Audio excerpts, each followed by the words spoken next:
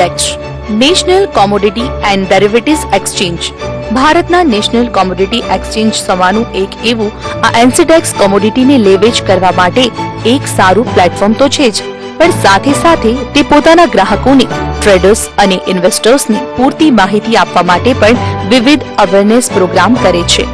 આવો જ એક અવેરનેસ પ્રોગ્રામ એન્સીડેક્સ દ્વારા કડી ખાતે યોજવામાં આવ્યો હતો.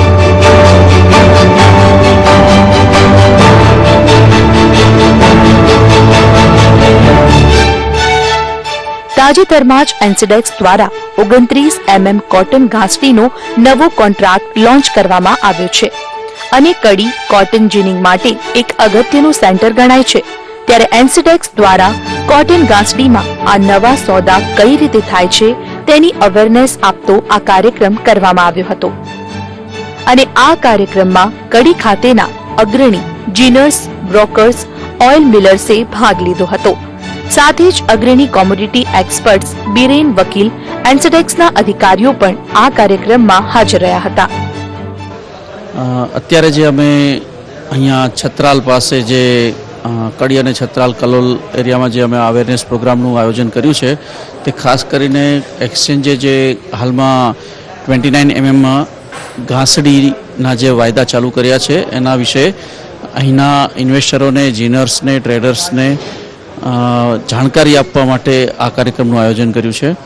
અને ઇન્વેસ્ટર અવેરનેસ ફંડ કરીને એક્સચેન્જ પાસે એક સ્પેશિયલ જાગૃતિ માટેનું ફંડ હોય છે, એના દ્વારા આવા કાર્યક્રમો અમે દેશભરમાં આયોજિત કરતા હોઈએ છીએ. એન્સીડેક્સ ખાતે શરૂ થયેલા આ નવા સોદાની વિગતો અહીં આપવામાં આવી હતી. આ વાયદો 29 mm કોટન ઘાસડીનો વાયદો છે અને અહીં ઓછામાં ઓછી 25 ઘાસડીનું ટ્રેડિંગ થઈ શકશે, જ્યારે 100 ઘાસડીની ડિલિવરી લેવી પડશે.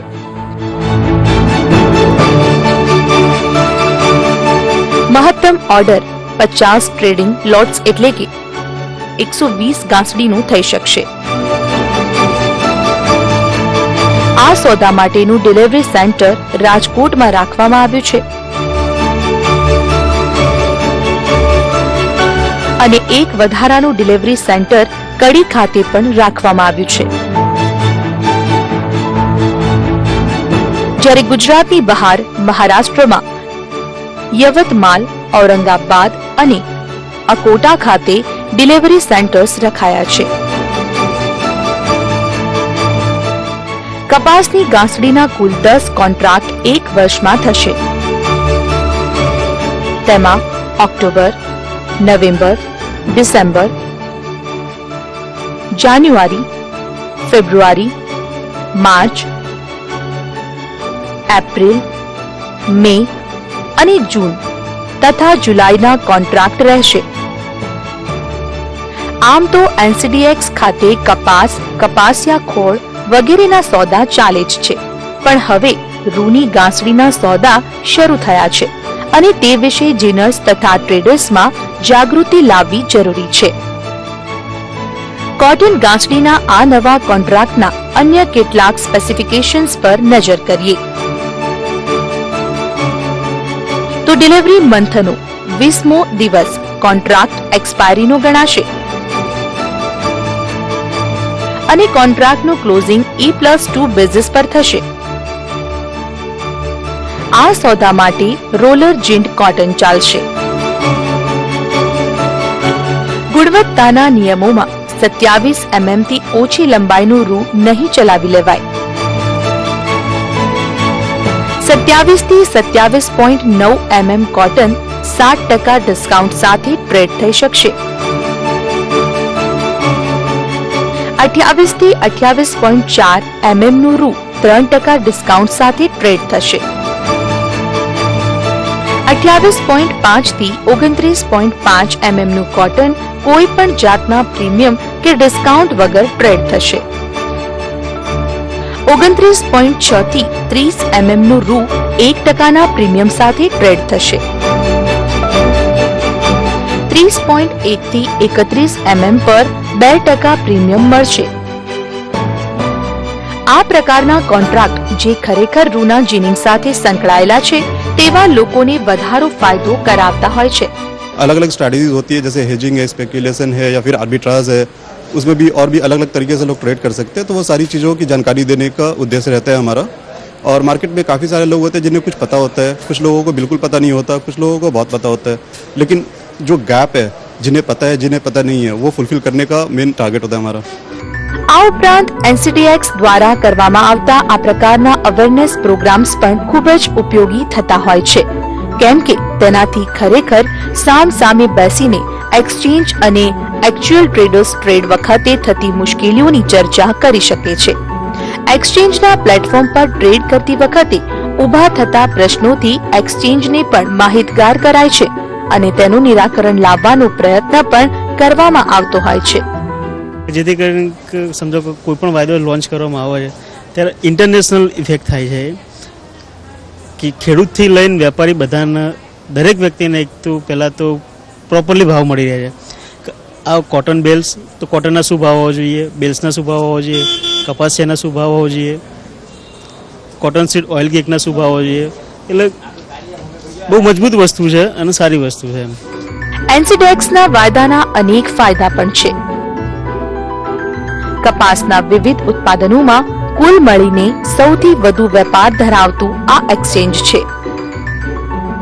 કપાસ, ખોળ તથા કપાસિયા જેવા તમામ ઉત્પાદનોમાં હેજિંગનો લાભ મળે છે।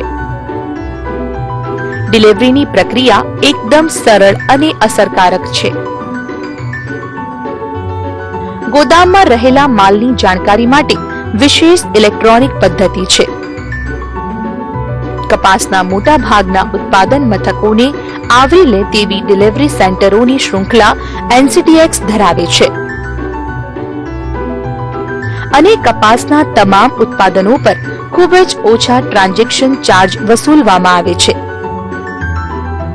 એટલે કે NCDEX એક ખૂબ જ સારું પ્લેટફોર્મ સાબિત થઈ શકે છે કપાસ આધારિત ઉત્પાદનોના ટ્રેડિંગ હેજિંગ માટે।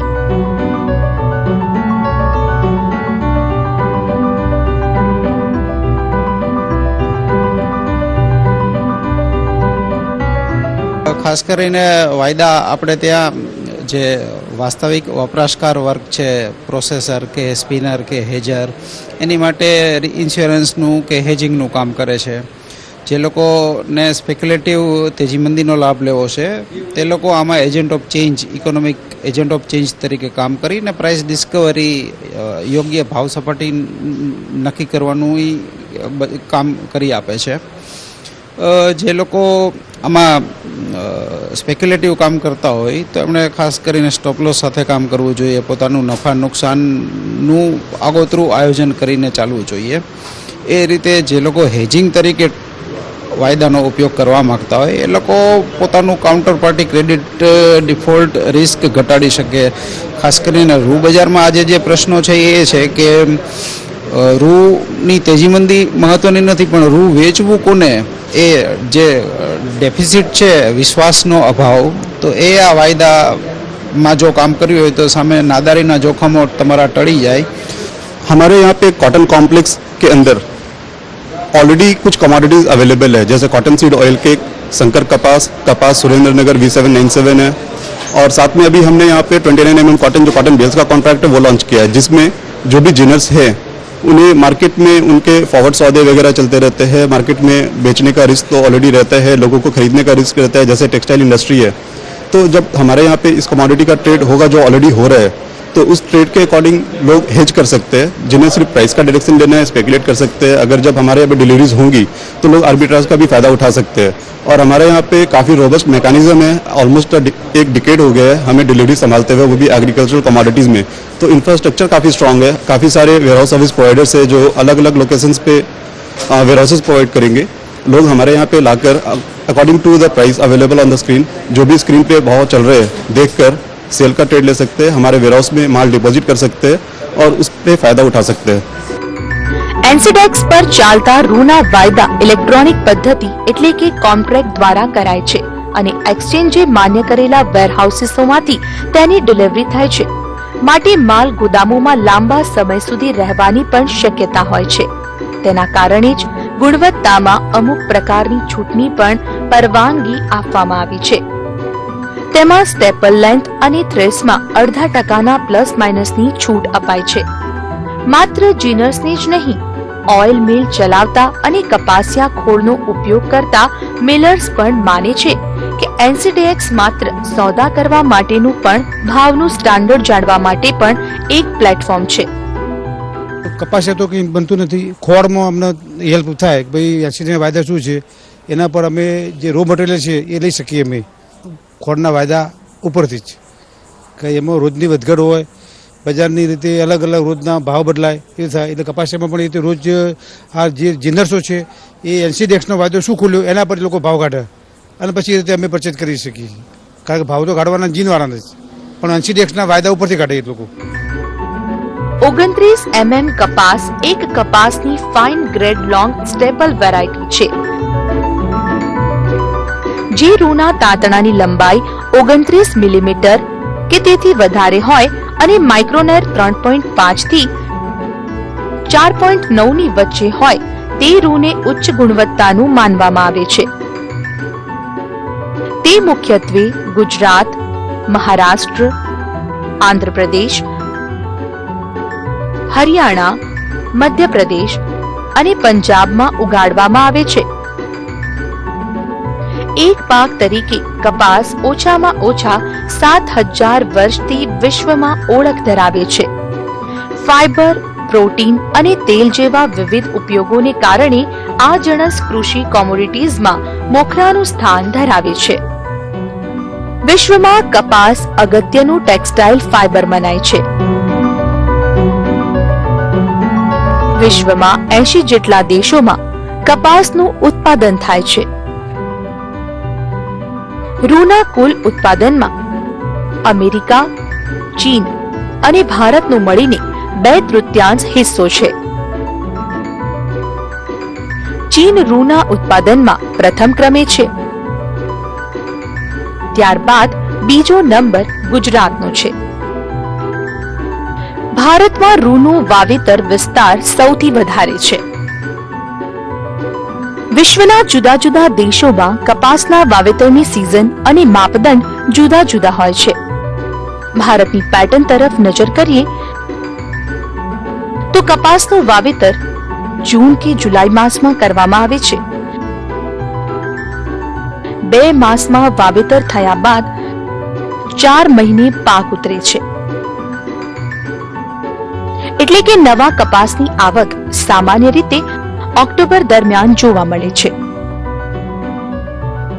લાંબા તારના કપાસને જીનિંગ કર્યા બાદ તેમાંથી કપાસિયા છૂટા પડે છે. તેને પિલાણમાં નાખીને તેમાંથી ખાદ્ય તેલ કાઢવામાં આવે છે, જેની ઉપપેદાશો કપાસિયા ખોળ તરીકે પશુ આહારમાં વપરાય છે. કપાસમાં સામાન્ય રીતે 35% રૂ અને 65% કપાસિયા હોય છે. જો કે આ કોમન પેટર્નમાં પણ દરેક રાજ્યમાં થોડો ઘણો ફરક તો જોવા મળે જ છે અને તે પ્રમાણે કપાસની સાયકલ ચાલે છે.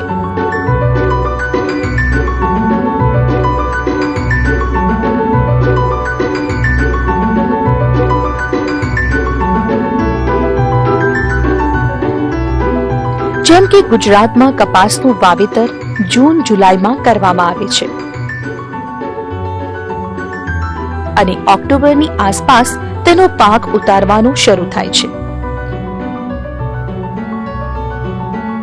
મહારાષ્ટ્ર અને આંધ્રપ્રદેશમાં પણ આ જ સાયકલ ચાલે છે. પંજાબ અને હરિયાણામાં ઓગસ્ટ મહિનાથી જ તેની લણણી ચાલુ થઈ જાય છે.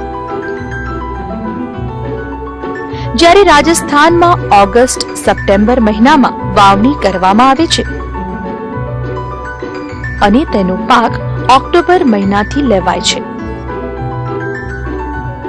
આમ કપાસનું આ વખતનું ઉત્પાદન કેવું રહેશે તેના વિશે તો અટકળો જ ચાલી રહી છે.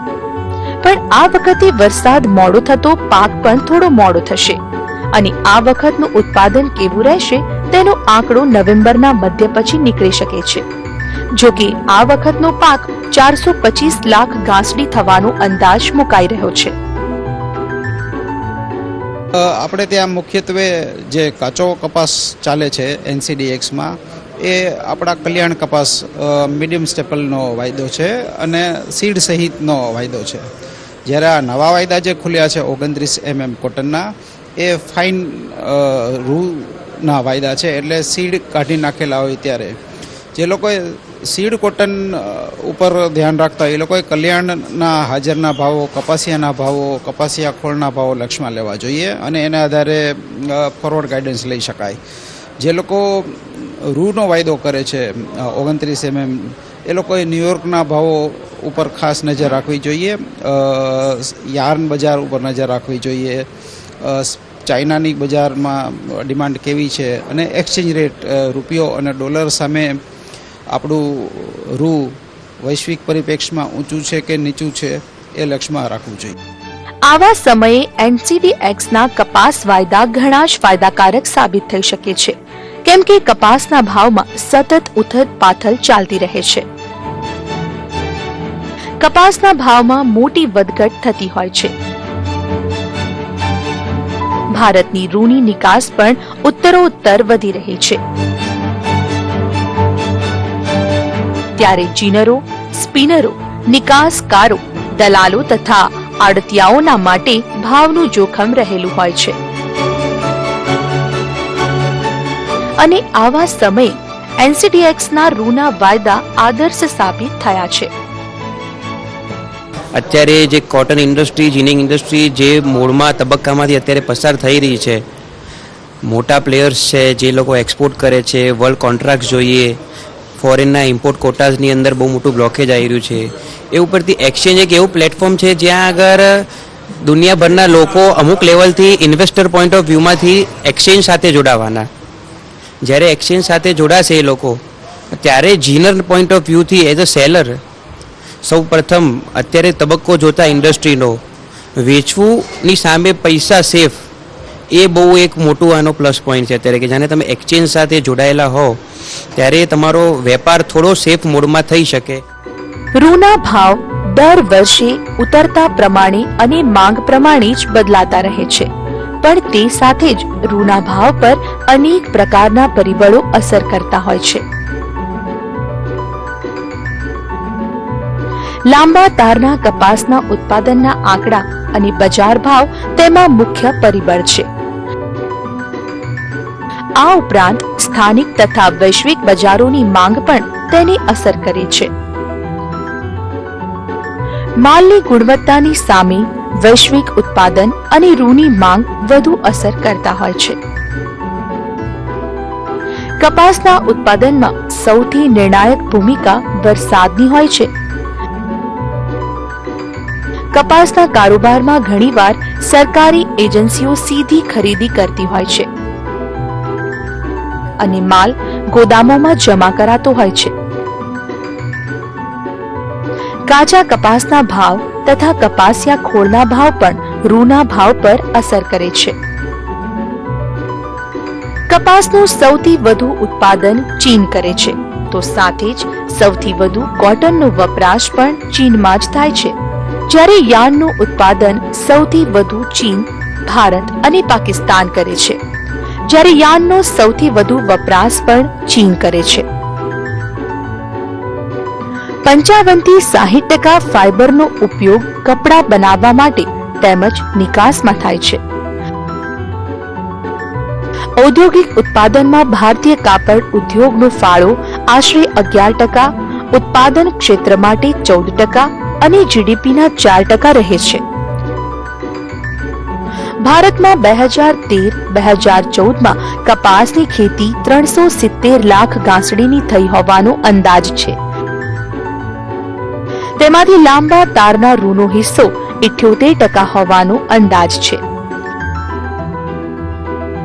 લાંબા તારના રૂમાં શંકર કપાસ અને બીટી કપાસનો પણ સમાવેશ થાય છે. ગુજરાતમાં મીડિયમ અને લોંગ સ્ટેપલ ઉપલબ્ધ હોય છે, જ્યારે એક્સ્ટ્રા લોંગ સ્ટેપલ તામિલનાડુમાં ઉપલબ્ધ હોય છે.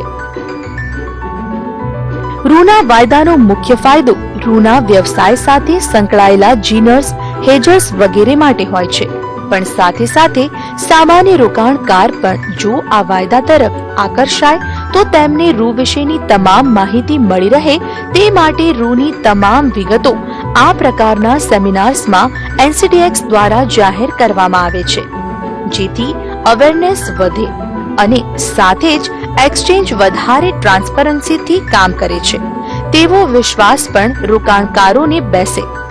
એટલા જ માટે એક્સચેન્જ રૂનું કામ જ્યાં થાય છે તેવા સુરેન્દ્રનગર, રાજકોટમાં આવા કાર્યક્રમો કરી ચૂક્યું છે અને ત્યારબાદ કડી જેવા સેન્ટરમાં પણ જીનર્સ, હેજર્સને જાગૃત કરવા માટે આ કાર્યક્રમ કરવામાં આવ્યો.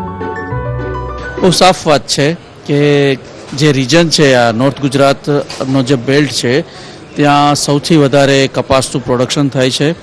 અહીંયા કડીમાં કોટન જીનિંગ ફેક્ટરી છે, કપાસિયા ખોળનો મોટો કારોબાર છે, કપાસિયાનો કારોબાર છે, એટલા માટે અમે આ એરિયાને આઈડેન્ટિફાઈ કરેલો છે. વધુ એક વાત કહીશ કે ખાલી આ જ એરિયાને આઈડેન્ટિફાઈ કર્યો છે એવું નથી.